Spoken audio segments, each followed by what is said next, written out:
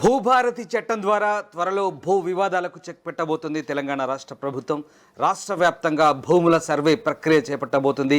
DGPS, lidar లాంటి అత్యాధునిక సాంకేతిక పరిజ్ఞానంతో ఈ భూముల సర్వే ప్రక్రియ చేపట్టబోతున్నట్టుగా తెలుస్తుంది. దాదాపు తెలంగాణ వ్యాప్తంగా 1,00,000 హెక్టార్ల విస్తీర్ణంలో ప్రస్తుతం ఈ భూములున్నాయి. ఈ భూములన్నింటినీ కూడా సర్వే చేపట్టబోతుంది ప్రభుత్వం. దీనికి సంబంధించి దాదాపు 700 కోట్లు ఖర్చు పెట్టబోతుంది. ప్రతి భూమికి సంబంధించిన డిజిటల్ సర్వే మ్యాప్ను సిద్ధం చేయబోతున్నారు. ప్రతి మండలానికి ఒక డిజిటల్ సర్వే పరికరాన్ని కూడా అలాట్ చేయబోతున్నారు. ఈ నేపథ్యంలో రాష్ట్ర ప్రభుత్వం పూర్తి స్థాయిలో వివాదాలకు చెక్ పెట్టే ప్రయత్నం చేస్తుంది. ఇక 1,00,000 కిలోమీటర్ల భూ విస్తీర్ణం, రాష్ట్ర వ్యాప్తంగా 1,00,000 కిలోమీటర్ల భూ విస్తీర్ణం ఉంది. సో ఆ 1,00,000 కిలోమీటర్ల విస్తీర్ణాన్ని డిజిటల్ సర్వే చేయబోతున్నారు. ప్రతి సర్వే నంబర్ కూడా ఒక డిజిటల్ మ్యాప్ సిద్ధం చేయబోతున్నారు.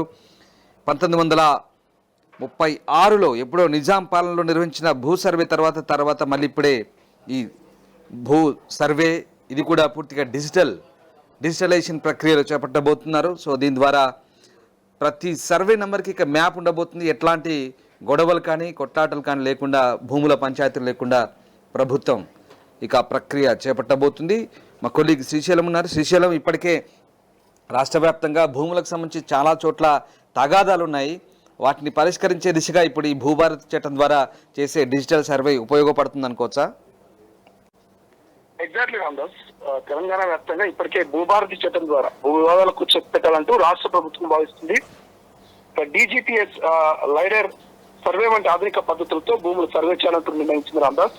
ధరణి పోర్టల్ ద్వారా ప్రస్తుతం హద్దులు, మ్యాపులు లేకుండానే రిజిస్ట్రేషన్లు జరుగుతున్నాయి.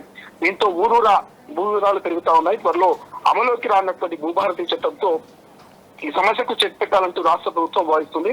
ఇందులో భాగంగా రాష్ట్రంలోని వ్యవసాయ భూములన్నింటినీ సర్వే చేసి ప్రతి సర్వే నెంబర్ కు సంబంధించి మ్యాప్లు సిద్ధం చేయాలంటూ నిర్ణయించింది.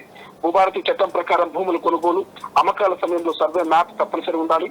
ఈ మేరకు గైడ్ లైన్స్ రూపొందిస్తున్న ప్రభుత్వం తాజా చర్యల్లో భాగంగా భూముల సర్వేపై దృష్టి సాధించింది. ఇందుకోసం రాష్ట్ర వ్యాప్తంగా భూముల్ని సర్వే చేయాలంటూ నిర్ణయించింది. ప్రతి మండలానికి డిజిటల్ సర్వే పరికరం అందుబాటులో ఉంచేందుకు సిద్ధమవుతుంది రామ్దాస్. ఇందుకు త్వరలోనే టెండర్లు పిలవాలంటూ ఏర్పాటు చేయనుంది. అలాగే ప్రతి మండలానికి ఒక సర్వేయర్, ఒక డిప్యూటీ సర్వేయర్ ఉండాలంటూ చర్యలు తీసుకుంటుంది. ఖాళీగా ఉన్న పోస్టులను భర్తీ చేయాలంటూ యోచిస్తుంది. రాష్ట్రంలోని 570 మండలాల్లో సగానికి పైగా సర్వేయర్లు లేకపోవడంతో పాత విఆర్ఓలను రెవెన్యూ శాఖలోకి తిరిగి తీసుకుని వారికి శిక్షణ ఇచ్చి సర్వేయర్ పోస్టులను భర్తీ చేయాలంటూ రాష్ట్ర ప్రభుత్వం నిర్ణయించింది. రాష్ట్రంలో దాదాపు 1,00,000 కిలోమీటర్ల భూ విస్తీర్ణం ఉంది. నీటి వనరులు, అడవుల మినహా వ్యవసాయ భూములు సర్వే నిర్వహించాల్సి ఉంటుంది.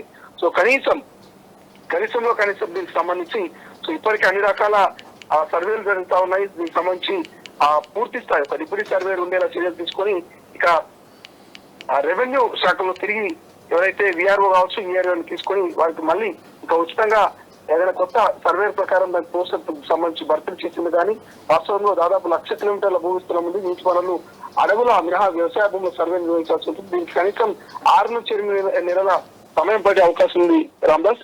సర్వే కోసం డిఫరెన్షియల్ గ్లోబల్ పొజిషనింగ్ సిస్టమ్ అంటే DGPS, lidar survey, electronic portal station వంటి ఆధునిక పద్ధతులు ఉపయోగిస్తున్నారు. యజమాని సమక్షంలోనే డీజీపీఎస్ సర్వే నిర్వహిస్తే ప్రజల మద్దతు లభిస్తుందని అధికారులు భావిస్తున్నారు. మొత్తం సుమారు 600 నుంచి 700 కోట్ల వరకు ఖర్చు అవుతున్నట్టు అంచనాకు వచ్చింది.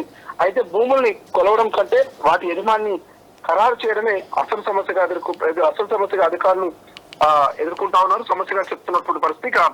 ప్రభుత్వ భూములు, ఎండోమెంట్ భూములను సర్వే చేసి వాటి హద్దులు నిర్ణయించేందుకు ప్రాధాన్యత ఇస్తున్నారు రామ్దాస్. అనంతరం రైతుల భూములు సర్వే చేసి వాటిని పూర్తి చేసి వాటిని ప్రభుత్వానికి అప్పగించే ప్రయత్నం చేస్తా ఉన్నారు. ఇక భూ సర్వే మార్పులు, పరిశీలన, భూ వివాదాలు, అవినీతికి అడ్డుకట్టగా వేసేందుకు భూభారతి చట్టం అమలు చేయాలంటూ ప్రభుత్వం కృషి చేస్తుంది.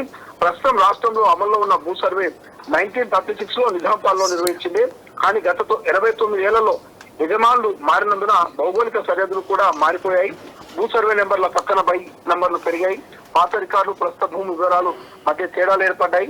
ఈ నేపథ్యంలో భూభారతి చట్టం ప్రకారం భూమి విక్రయ సమయంలో సంబంధిత మ్యాప్ సమర్పణ తప్పనిసరి చేసింది.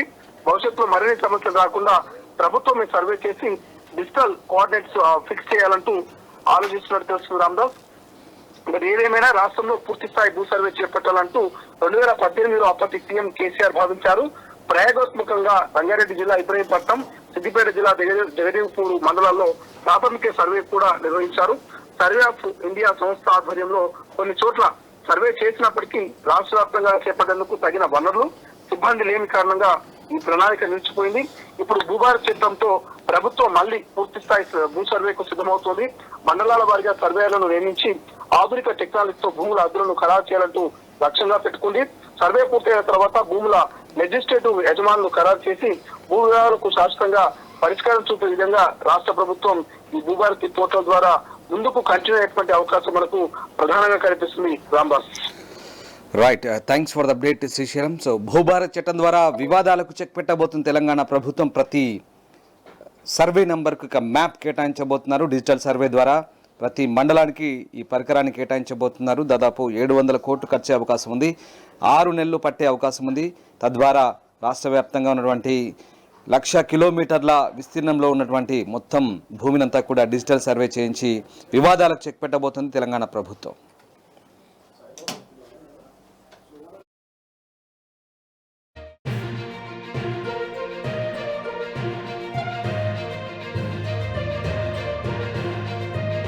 ప్రపంచంలో ఏ మూల ఏ క్షణం ఏం జరుగుతుందో వేగంగా తెలుసుకోవడానికి తొలి వెలుగు వాట్సాప్ ఛానల్ని ఫాలో చేయండి.